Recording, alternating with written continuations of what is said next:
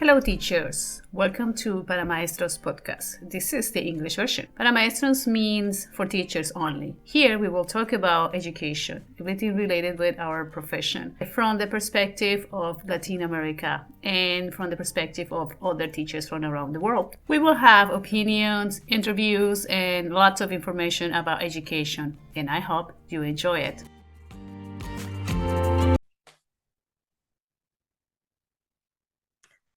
Hello, teachers. Welcome back for this podcast, your podcast Para Maestros English version. So today we're going to dive into what is the AI and how did AI impact or will impact our teaching profession. There's a lot of discussion about AI and how teachers are using AI, and I'm seeing a lot of reels in Instagram about how can you use AI and how did I use it myself. So I think it's a great idea to talk about it, and it's part of our life. It's a part of what we do here. So let's see and let's talk about this powerful technology. So, have you had any personal experience with the AI in your classroom? Please, if so, comment below. We would love to hear from you. One day, when I was in a meeting with all the teachers, coming with ideas about how to do this, how to do that, we were like, let's ask AI, what do they say? Or what that bot would say. And then guess what? It gave us great ideas. And it was surprisingly good because it could be ideas that we teachers could come up with. It comes from us, but at that moment we were tired, we were exhausted, we have so many things going on in the classroom and in the meetings and reports to do and everything. So we're like, "Oh, we do it, let's do AI." And it gave us great ideas, and I was very surprised about it. So that's my anecdote about this story about how we teachers can use the AI in a very good way. And yeah, for me, makes my life a little easier, especially because in the teaching profession, we have a lot of things to do. And people don't realize how much we do. And during the day, we do a lot. So AI will simplify things that are kind of boring and repetitive. That's what I think. Before we jump ahead, let's rewind a bit. AI isn't a brand new invention. Did you know that? It's been around for decades. Can you imagine when did it start? Or can you remember? Well, the concept of intelligent machines dates back to the 1940s with Alan Turing's idea of a thinking machine. Since then, AI research has been continued and evolved, leading to the advancements what we see today. So, okay, we're back to the future, right? Kind of what we see in the movies. How do we see AI impacting education, or how do you see AI impacting education? Please comment below. Tell me what's happening in your classrooms and in your schools. AI, in my opinion, it offers a lot of exciting possibilities. Imagine using AI to generate creative writing prompts, translate to languages where we do now, are doing that. Generate images and create new things for learning, like personalized learning and personalized study materials. That's what AI could do or it's doing in many classrooms. So it's a lot of things that it will help us as teachers with these things that sometimes we don't have enough time to do. But teachers could spend less time on administrative tasks, like grading, like this multiple choice task that we have to grade them. Why don't give that task to AI? This frees our time. And if we free our time, we can focus on what is more important, which is the students' interactions and emotional well-being. Something that I think and I realize is like something that we have to clarify, that grading is not evaluating. When you're grading a paper, you're not evaluating the learning of the student. It's a part of it, but it's not the entire evaluation. Evaluation means all the things that students have done during the semester, during the month, during the unit. Then maybe one task of those evaluations is a multiple choice test. So really, if we give that multiple choice test to the AI, we will have a little more free time. But there is limitations to the AI. So even though it sounds amazing, it is amazing in some ways, it's also not so amazing. So there are limitations. So we still need to be careful with AI. It's under development and it can replace so many jobs, but it cannot replace the critical thinking or the human understanding, at least not just yet. So we cannot have these essential skills that the students need or that we teach to the students. And of course, the interactions with the students and reading emotions of the students and understanding what students are living or the situations they have in their homes. I don't think AI can do it, or not just yet. I hope that it won't do it because it's our jobs. It's our job to be more in this human side of the education. Teachers should be in the human side of the education.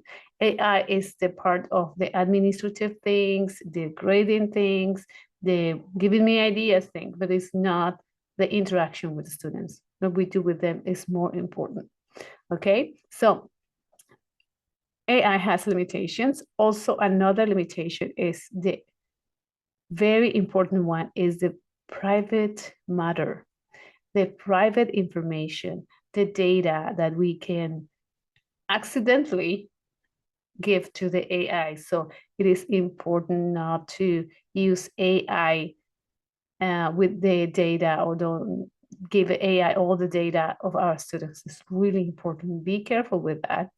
I think you can actually ask for prompts, you can actually ask for help, but do not give AI information about the student, your students, because we don't know what AI is capable of doing yet. So just be careful, be careful.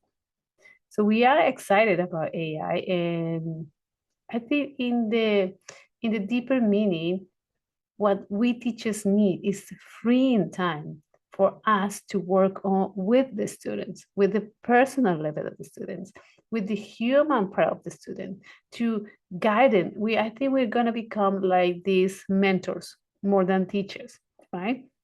With AI coming up in the picture, it's like we are going to be more mentors, more coaches that we're going to follow, or we're going to have these resources that the AI can give us, but we have to have a plan for this student because every individual is different, and that individual needs certain things that only teachers, mentors, or coaches can do.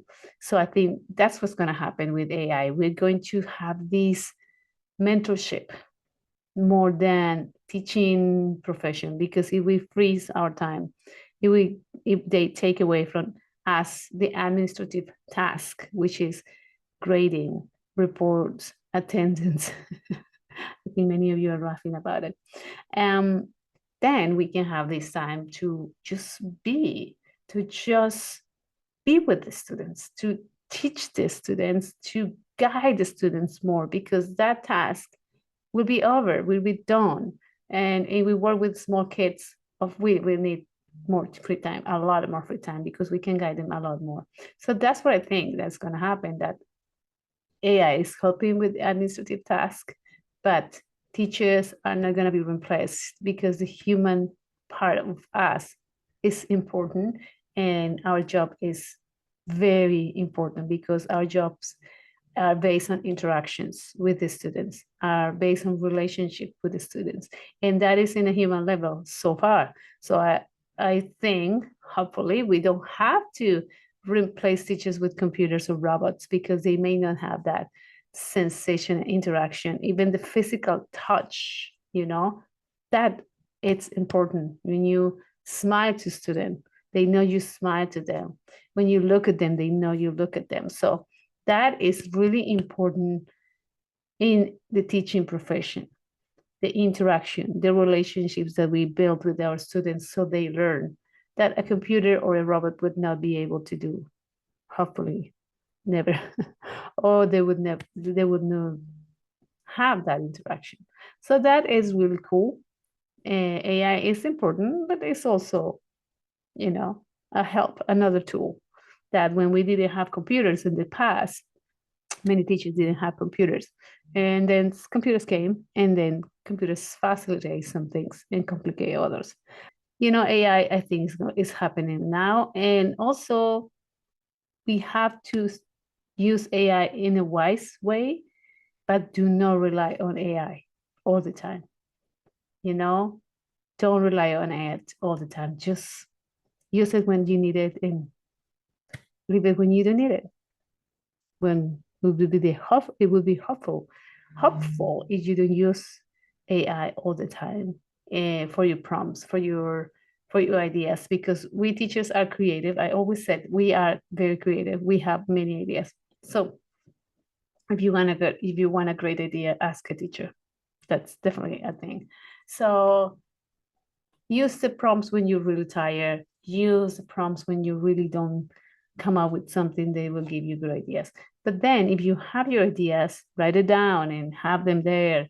And remember things you've done in the past, because our experience is important. Do not rely all the time on AI so we won't become too lazy. There's more controversy about AI and AI writing essays, AI doing the work for students. Then those things have to change, I guess. We have to adapt, and maybe evaluation should be different. Maybe not writing an essay, but wondering why did you ask that question to the AI? You know, I think Harvard is doing that. I'm not sure. But anyway, that's one of the things I think about AI. And if you have more questions and you have ideas and you have any other comments about AI, please let me know. I will be happy to hear from you. There is 2 more episodes on AI, but they are in Spanish and they are in YouTube. I'm gonna link them below. If you're a Spanish speaker, you can listen to them. 2, one with an expert. We invited an expert on AI, and he explained a lot about AI. And then the other one is almost the same. I was doing. I was having a conversation with another teacher from Colombia. You can listen to them, and I'm not sure, but I feel like you can actually subtitle with a language of your preference in YouTube. But I'm gonna find out. I'm not sure about it. So teachers, this is all for today. It's a little short, but it's good to know that AI is not new.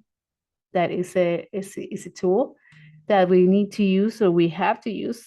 And so far as us now, it's very helpful. At least for me, it's being helpful. But if you feel like it's not helpful, that you're scared of AI, I'll say be cautious. Be cautious. Do not give too much information of your students to the AI, and try to be conscious of them. Thank you very much for listening to my podcast, Para Maestros. This is the English version. Remember, we have Spanish and English version, and topics are not the same, a little bit similar, a little bit different, but you'll find a lot of more on any of the platforms. Please follow me and listen to my podcast and share with your friends. And I'll be happy to hear from you if you want to have a conversation. If you want to be in the podcast also, just talk to me. We have great teachers in the podcast. Thank you very much. Bye-bye. Thank you for listening, teachers. Stay curious. Connect with me on social media and explore my website. All the links in the description below.